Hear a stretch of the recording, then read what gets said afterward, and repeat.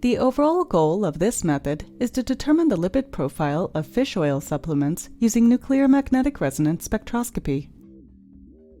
This method can help answer key questions for lipid analysis, such as the lipid contents of fish oil supplements and the positional distribution of various fatty acids on the glycerol skeleton. The main advantage of this technique is that it makes the rapid and robust analysis of several different molecules feasible in one snapshot, without using separation and purification steps.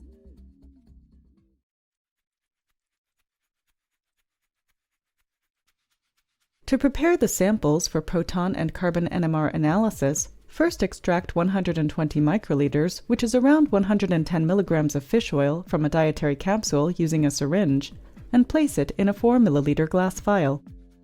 Record the weight of the fish oil. Use 500 microliters of a BHT stock solution to dissolve 100 milligrams plus or minus 10 milligrams of fish oil. After dissolving the oil, transfer all of the solution directly into a high-quality 5 mm NMR tube and attach a cap. Analyze the samples within 24 hours of preparing the samples. Insert the NMR tube into a spinner turbine. Place the spinner and the tube on the top of a graded depth gauge and gently push the top of the tube until its bottom part touches the bottom of the gauge. Then, place the NMR tube in an open spot of the sample case. Note the slot number the sample is placed in.